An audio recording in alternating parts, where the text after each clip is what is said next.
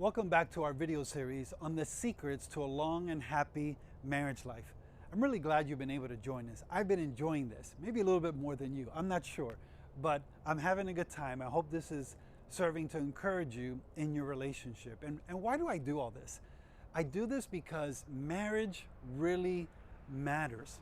You and I have seen our share of broken marriages, and it's crazy how people just look at marriage recklessly and they don't really give it the time and the attention it deserves. But I know you're different. You're looking at marriage through a different lens. You're looking at marriage as something that can be great, and it really can be great. You really can be happy and content in your marriage. But guess what? It takes work. It's not automatic. It's not just going to happen by chance. You have to work at it. You have to put in the time and the energy and the effort to make your marriage grow and thrive. Let's review a couple things that we've talked about up to this point. So in week 1, we talked about this idea of praying together daily with your spouse. This is important. I hope by now you've started doing this already with your spouse. Number 2, commit to a local healthy church body, church family. This is also essential. You need spiritual nourishment weekly. You need to gather with God's people corporately and worship together and serve with your gifts and with your abilities. This is essential to the health and the sustainability long term of your marriage. Then we talked about this idea of starting a marriage course and get coaching. Courses are essential. Coaching is essential to building a thriving marriage, and I highly recommend it.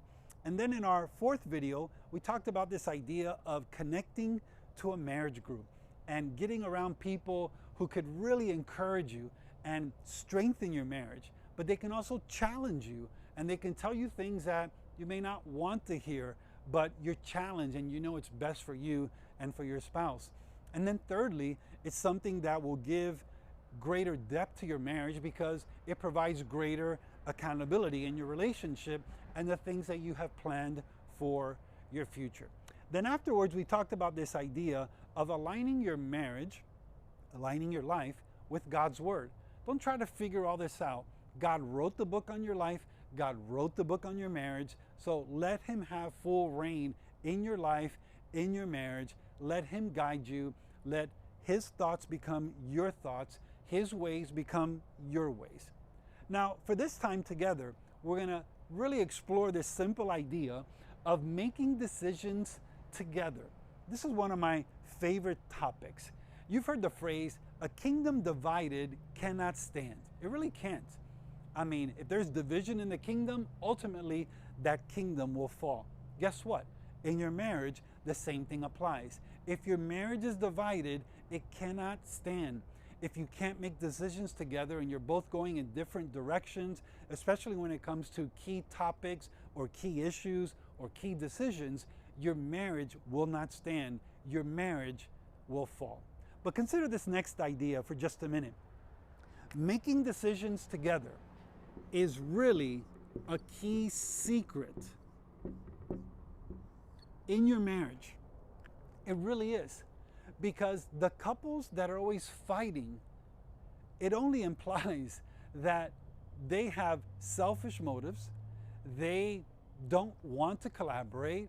They don't want to give. They just want to take. Why do you fight in your marriage? Think about it. What were some of the disagreements, the heavy disagreements in your marriage in the last year, 2 years, 5 years?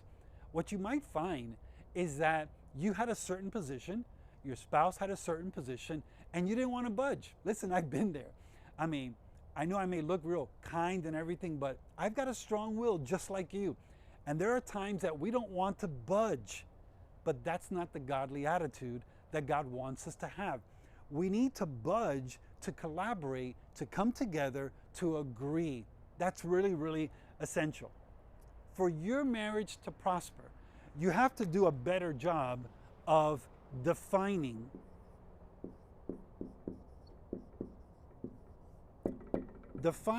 what you will do. Okay? So you have the what, and then you have the how. This is really important.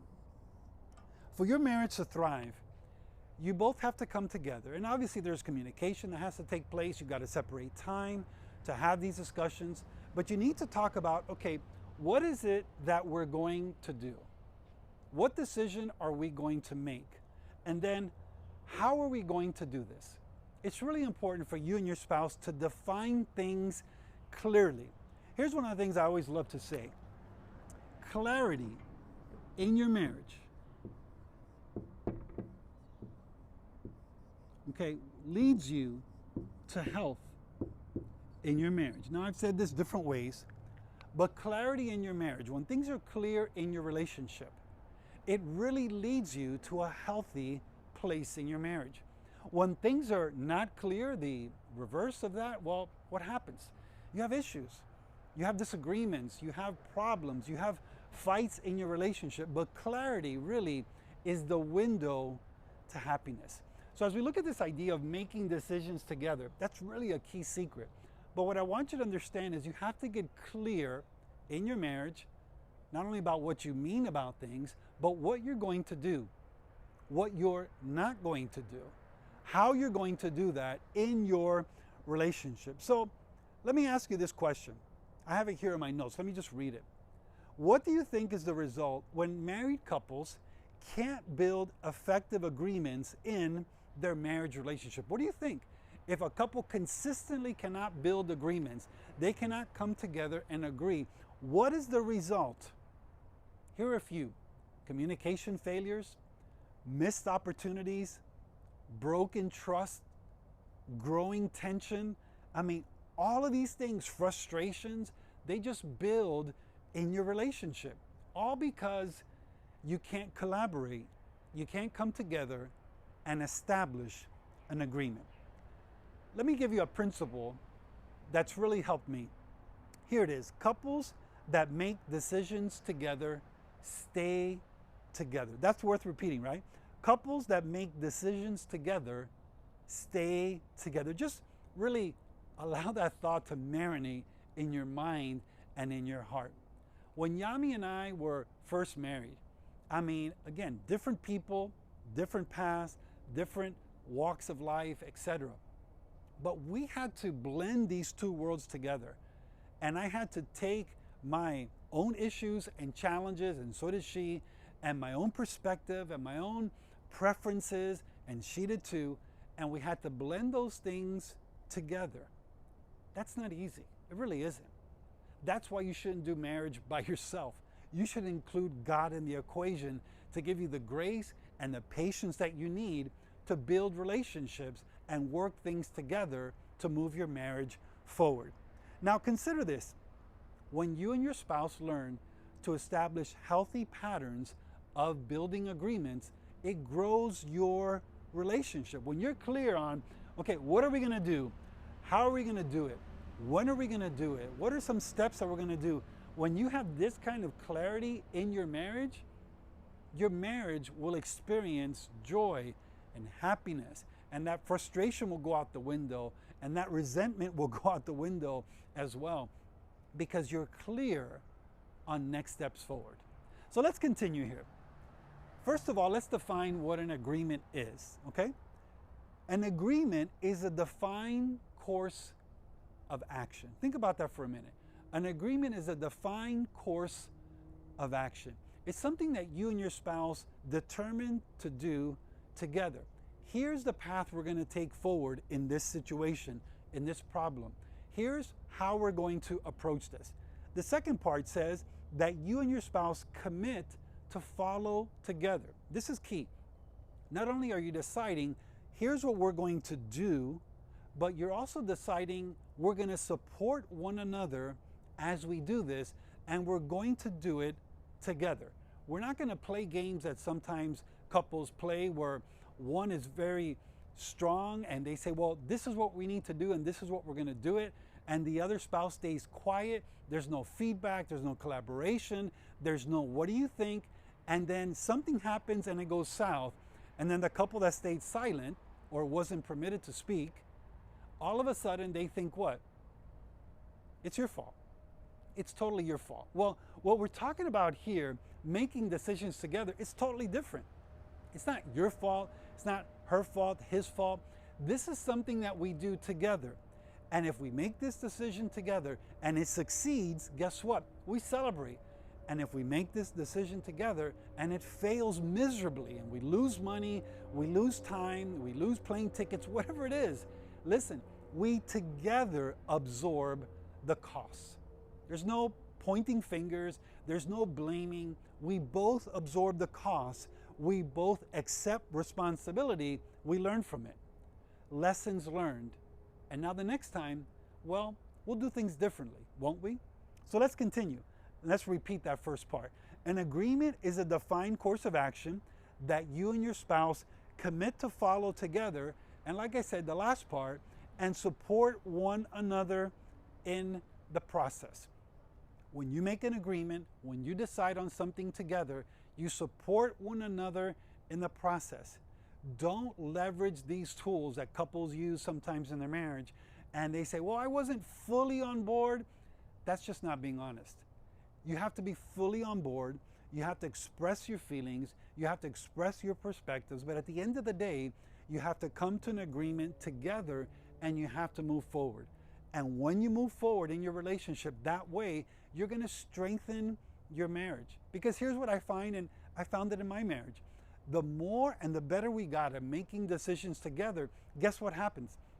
We built confidence in our marriage. We built confidence in one another.